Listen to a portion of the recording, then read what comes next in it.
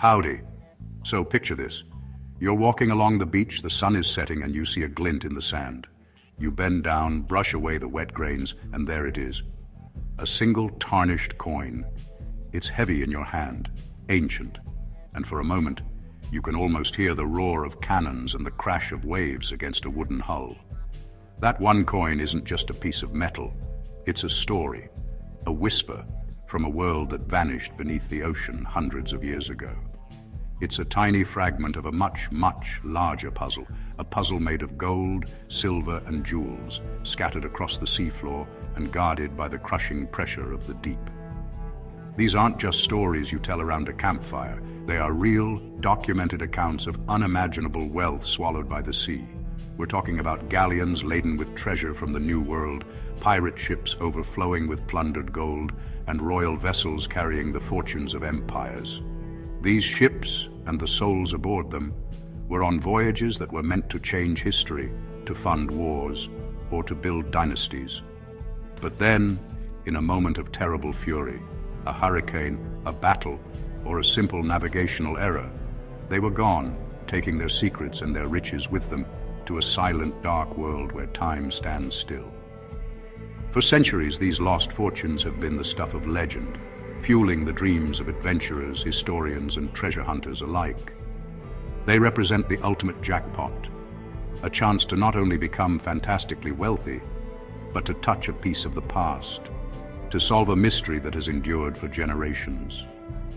The people who search for these wrecks are a special breed, willing to risk everything, their money, their time, even their lives, for the chance to be the one who finally brings that long-lost story back to the surface. It's a high-stakes game of hide-and-seek, played against the most formidable opponent on Earth, the ocean itself. Tonight, we're going to be pulling on our own virtual scuba gear and diving headfirst into these very legends. We're going to count down 20 of the most mysterious, most valuable, and most sought-after shipwreck treasures ever lost to the waves. We'll explore the stories behind their final, fateful voyages, the incredible riches they carried, and the modern-day quests to find them. From the sun-drenched coasts of Florida to the treacherous straits of the Far East, these are the tales that prove the greatest treasures are still out there, just waiting to be discovered. So turn down the lights and get ready to dive deep into the strange, dark, and mysterious.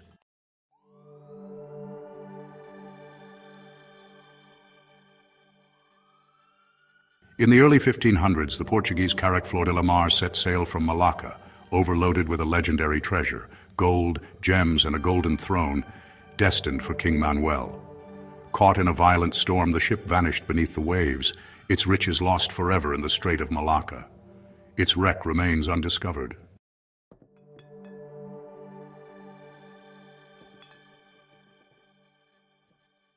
The Whydah Galley was the richest pirate ship ever, captained by Black Sam Bellamy, a legendary figure known as the Prince of Pirates. After capturing the treasure-laden Whydah, Bellamy sailed for home and love, but a monstrous storm wrecked the ship off Cape Cod. The treasure vanished beneath the waves, and Bellamy's legend became a ghost story, until a modern diver set out to find the lost fortune.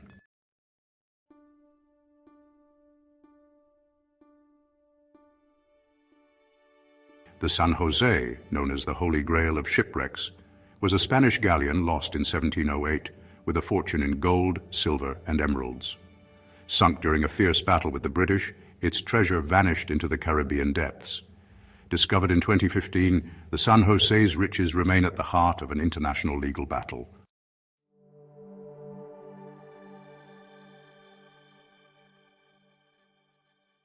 Before there was the San Jose, there was another ship, another legend that captured the imagination of treasure seekers for centuries.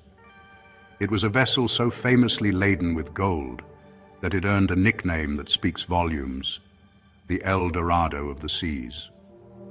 The ship was the Merchant Royal, an English merchant ship from the 17th century, and its story begins not with a battle, but with bad luck and a fateful decision.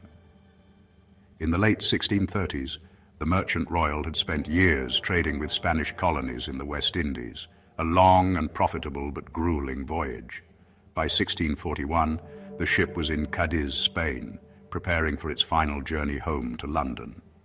But while it was docked, a fire broke out on another ship in the harbor, a Spanish vessel that was supposed to be transporting a massive payroll to fund its soldiers in Flanders. With their own ship destroyed, the Spanish needed a secure way to get their treasure to its destination. They looked around the port and saw the Merchant Royal. It was a large, well-armed ship with an experienced crew. The Spanish government struck a deal with the ship's captain, John Limbry. They would pay him to transport their treasure, a fortune in gold, silver, and jewels, to Antwerp. It was a risky side job, but the pay was too good to refuse. So, the Merchant Royal was loaded with its own profits from years of trade, plus this enormous Spanish payroll. The final tally of its cargo is the stuff of legend.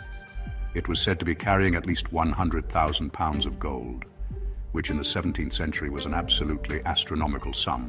To put that in perspective, that amount of gold alone would be worth well over $1.5 billion today. On top of that, there were 400 bars of Mexican silver and nearly 500,000 pieces of 8 and other coins. The ship was, for all intents and purposes, a floating vault, one of the richest treasure ships to ever set sail. With its hold practically bursting with wealth, the Merchant Royal, along with its sister ship, the Dover Merchant, finally set sail for home.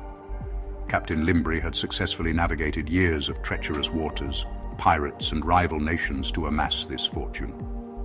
The final leg of the journey from Spain to England should have been routine. The crew was likely already dreaming of how they would spend their share, of the lives they would lead when they returned to London as fabulously wealthy men. The ship, however, had a secret. Its long, hard years of service had taken a toll, and its timbers were not as sound as they appeared. It was leaking, and the pumps were struggling to keep up even in calm weather. The journey north was plagued by foul weather. As the Merchant Royal approached the English Channel, the conditions worsened dramatically. The winds howled and the seas grew rough, putting immense strain on the ship's already weakened hull. The leaks, which had been a manageable problem in the calm waters off Spain, became a critical emergency. Water was pouring into the hold faster than the crew could pump it out. The men worked the pumps relentlessly, day and night, in a desperate, exhausting effort to save their ship and the colossal fortune it carried. But the old ship was dying beneath their feet. The situation became dire as they neared Land's End, the most southwesterly point of mainland England. The pumps failed. Water flooded the lower decks, swamping the cargo and making the ship dangerously unstable. Captain Limbry knew he was out of time. He ordered his crew to fire the cannons as a distress signal, hoping their sister ship, the Dover Merchant, was close enough to hear them and come to their aid. It was a race against time, a frantic battle against the encroaching sea. The weight of all that gold and silver was now dragging the ship down, sealing its fate.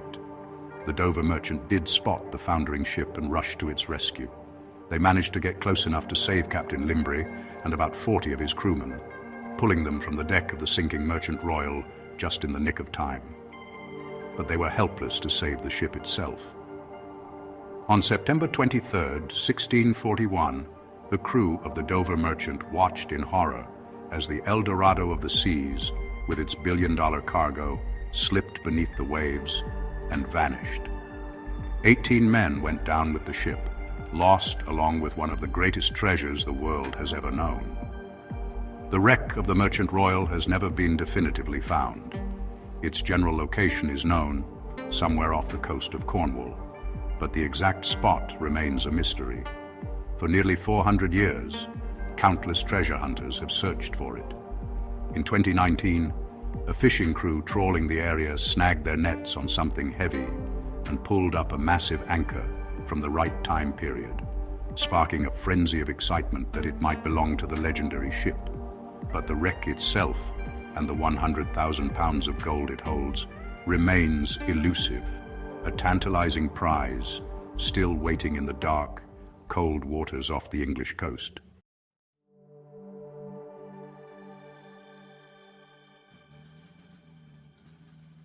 In 1694, the HMS Sussex, a mighty British warship, sailed into a deadly storm off Gibraltar, carrying a secret cargo, 10 tons of gold meant to bribe an Italian duke and change the course of war. The ship vanished beneath the waves, taking nearly all hands and its treasure with it. For centuries, the Sussex's gold lay lost in the deep, until modern explorers reignited the legend, sparking a new battle over its fortune.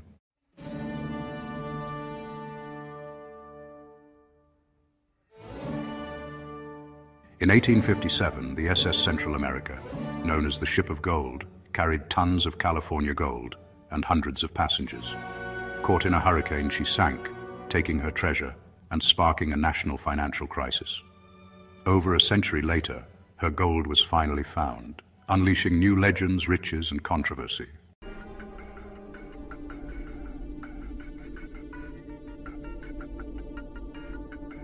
In 1822, the Tek Sing, a colossal Chinese junk, set sail from China to Indonesia, overloaded with 1,600 emigrants and a vast cargo of porcelain. Taking a risky shortcut, it struck a hidden reef and sank, earning the name Titanic of the East. Nearly 350,000 porcelain pieces were found in its wreck in 1999.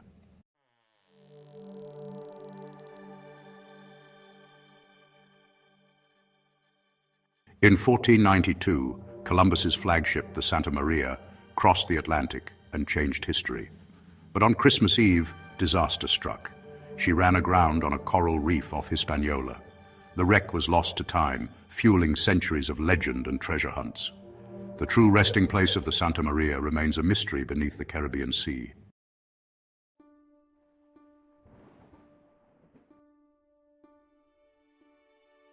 In the autumn of 1799, Europe was a continent in turmoil, gripped by the Napoleonic Wars. In this high-stakes environment, the movement of money was as critical as the movement of armies. And so, on the morning of October 9th, the Royal Navy frigate HMS Lutine set sail from Yarmouth, England, bound for Hamburg, Germany. On board was a cargo of immense value, a shipment of gold and silver bullion reportedly worth over £1 million, an astronomical sum at the time, equivalent to hundreds of millions of dollars today. This treasure was not for a king's coffers. It was an emergency fund, intended to prop up Hamburg's banks and prevent a catastrophic stock market collapse that would have crippled the war effort against Napoleon. The Lutine was a formidable ship, a 32-gun frigate that had been captured from the French and repurposed for the British Navy. She was considered a reliable vessel, captained by the experienced William Lobb. But no ship, no matter how sturdy, is a match for the full, untamed fury of the North Sea. That very night, a violent gale, a storm of legendary ferocity, descended upon the region. The Lutine was caught in the tempest, tossed about by monstrous waves and hurricane-force winds. The ship was driven miles off course, pushed relentlessly toward the treacherous sandbanks off the coast of the Dutch Frisian Islands. In the chaos of the storm, the Lutine fought a losing battle. The crew would have been working desperately, trying to regain control, their shouts lost to the howling wind. But the currents were too strong, the waves too powerful. The ship was slammed onto the Vlaai sandbank with bone-jarring force. The impact would have been devastating, splintering the ship's keel and tearing open its hull. The Lutine quickly began to break apart, swallowed by the churning sandy waters. Of the more than 200 souls on board, crew, passengers, and merchants, only one man survived, clinging to a piece of wreckage. He was rescued, but he died before he could give a full account of the disaster. The news of the Lutine's loss sent shockwaves through the financial heart of London. The underwriters at Lloyd's of London, who had insured the precious cargo, paid the claim in full. In doing so, they legally became the owners of the shipwreck and its lost treasure. And so began one of the longest and most frustrating salvage sagas in maritime history. For over 2 centuries, Lloyd's and various other syndicates would pour fortunes into trying to recover the Lutine's gold, battling the shifting sands and tempestuous waters of the North Sea in a relentless quest to reclaim what was lost. The salvage attempts on the Lutine began almost immediately, but the North Sea was not going to give up its prize easily. The wreck lay in a notoriously difficult location where the sands are constantly shifting, burying the ship one day and partially exposing it the next. Early efforts were crude and often fruitless. Divers in primitive gear struggled against strong currents and poor visibility, managing to recover only a handful of gold bars and silver coins. The sea seemed to be actively working against them, entombing the wreck under tons of sand as if to protect its newfound wealth. The great treasure remained tantalizingly out of reach. Years turned into decades, and the legend of the Lutein's gold grew. In 1857, a major breakthrough occurred. Salvage technology had improved, and a team using a diving bell managed to locate the ship's bell. This iconic artifact was triumphantly brought to the surface and installed in the underwriting room at Lloyd's of London. It became a symbol of the company and a piece of living history. Traditionally, the Lutein bell was rung once for bad news, the loss of a ship, and twice for good news, its safe arrival. The bell was a constant, tangible reminder of the treasure that still lay beneath the waves, a silent challenge to all who sought it. Despite the recovery of the bell and a few more chests of bullion around the same time, the bulk of the treasure remained elusive. The problem was the sand. The wreck had settled deep into the seabed, and layers of sand, sometimes up to 30 feet thick, had compacted around it, forming a hard, almost impenetrable crust. Every attempt to excavate was met with the same result. As soon as a hole was dug, the shifting seafloor would immediately fill it back in. It was like trying to dig a hole in a flowing river of sand. The wreck was effectively sealed in a natural, ever-changing tomb. Today, the HMS Lutein still rests somewhere beneath the sandbanks off the Dutch coast. Modern technology, like magnetometers and sonar, has been used to try and pinpoint its exact location, but the results have been inconclusive. The wreck is believed to have broken into many pieces, with the treasure scattered and buried deep. Some experts believe the gold may have sunk even further into the unstable seabed, lost forever. The Lutein's bell may hang in London, but its legendary gold remains a prisoner of the North Sea, a multi-million-dollar mystery still waiting for a final chapter that may never be written.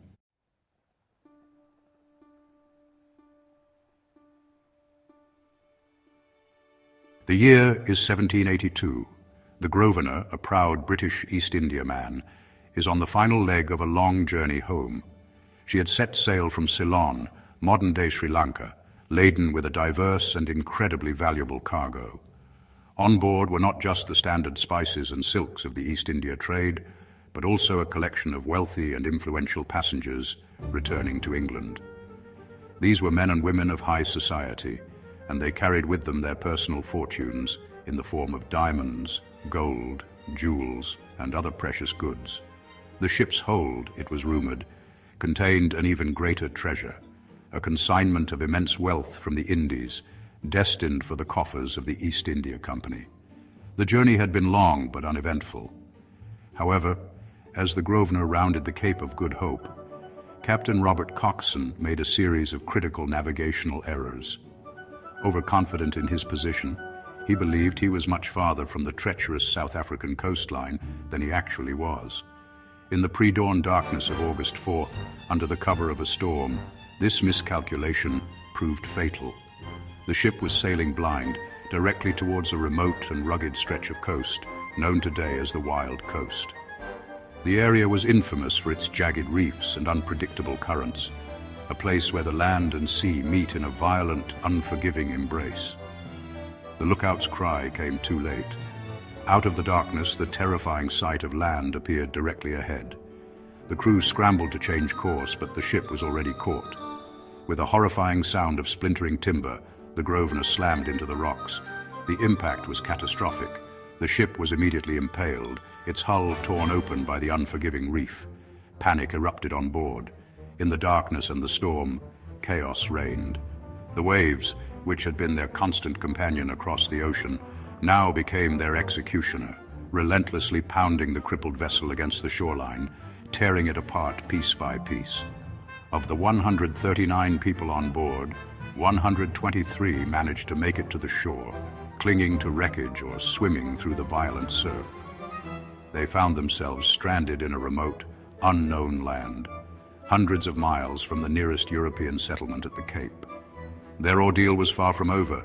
In fact, it had just begun. The survivors, a mix of hardened sailors and high society passengers, now faced a desperate struggle for survival in a harsh and unforgiving wilderness. Behind them, the waves continued to dismantle the Grosvenor, scattering its precious cargo into the depths and beginning the legend of one of the world's most famous lost treasures. The survivors of the Grosvenor, led by Captain Coxon, made the fateful decision to walk south towards the Dutch colony at the Cape, a journey of hundreds of miles through uncharted and hostile territory. It was a death march. Plagued by starvation, exhaustion, and conflicts with local tribes, the group began to splinter and dwindle. The story of their journey is a harrowing tale of human suffering and desperation. Only a handful of the original 123 survivors would ever make it to civilization.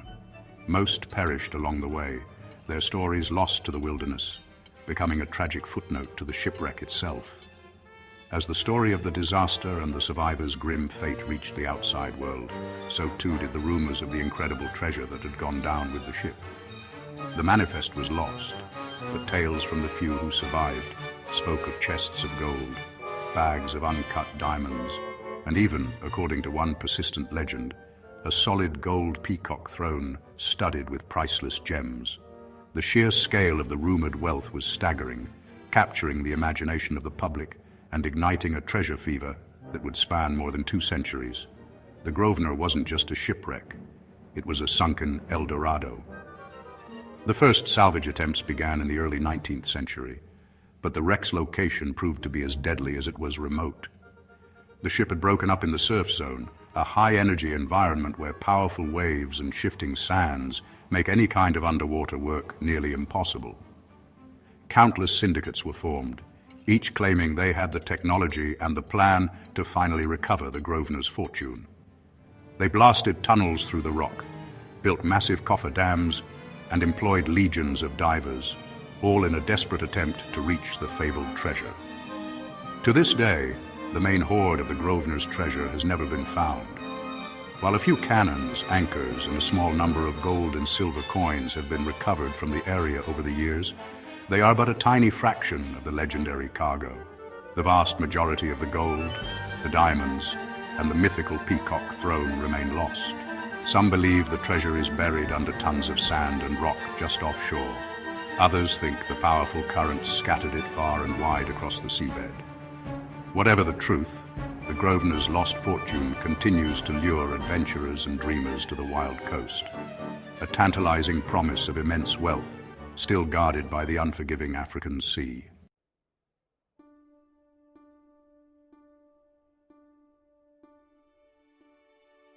In the glamorous 1950s, the SS Andrea Doria was the pride of the Italian line, a floating palace of art and luxury.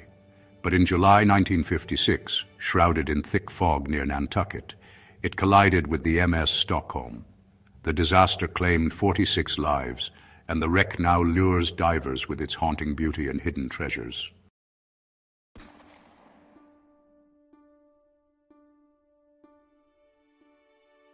In 1865, the SS Republic set sail from New York to New Orleans, carrying a fortune in gold and silver coins to help rebuild the South after the Civil War. But a hurricane struck, sinking the ship and its treasure to the bottom of the Atlantic. For over a century, the wreck was lost, until 2003, when explorers finally discovered the legendary Garden of Gold.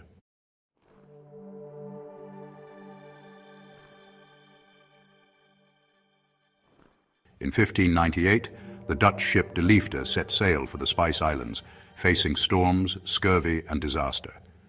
Only a handful survived, drifting to Japan in 1600. Their arrival changed history. William Adams became the first Western samurai, and De Liefde's treasure helped shape Japan's future. Its wreck remains a mystery, lost in Tokyo Bay.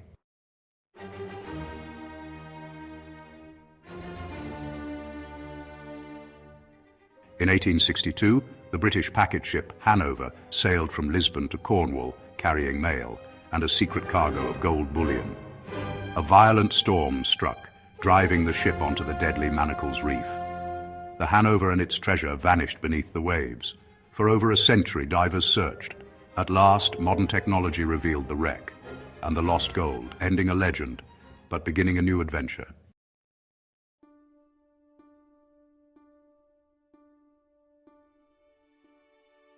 In 1796, Napoleon's army seized Italian treasures, loading them onto the French frigate General Abatucci. But as the ship sailed home, a violent Mediterranean storm struck. The Abatucci, its crew, and its fortune vanished near Corsica. For centuries, its lost treasure haunted legends, until divers finally found the wreck, but the gold remains hidden.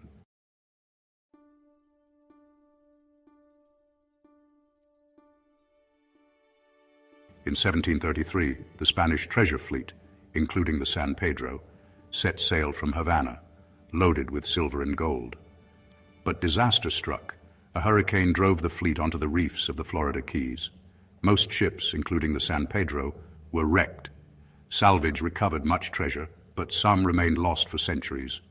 Today, the San Pedro is a protected underwater archaeological preserve, its secrets still hidden beneath the sea.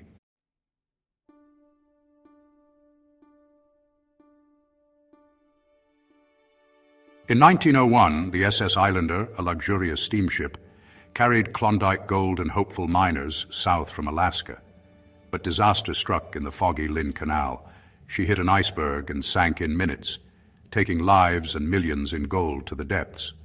For over a century, treasure hunters have searched the cold Alaskan sea, chasing the islanders' lost fortune and legend.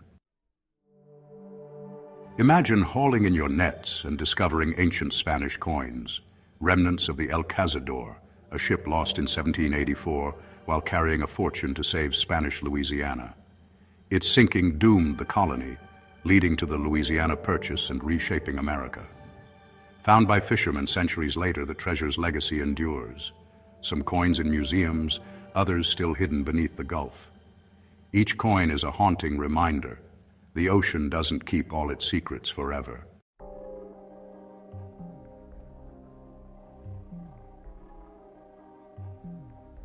In 1942, HMS Edinburgh led a convoy through the icy Barents Sea, secretly carrying 5.5 tons of Soviet gold. Attacked by German U-boats, the cruiser was crippled and ultimately scuttled, sinking with its treasure to the ocean floor. Decades later, daring divers recovered most of the gold, but 34 bars remain lost, silent witnesses to the peril and sacrifice of the Arctic run.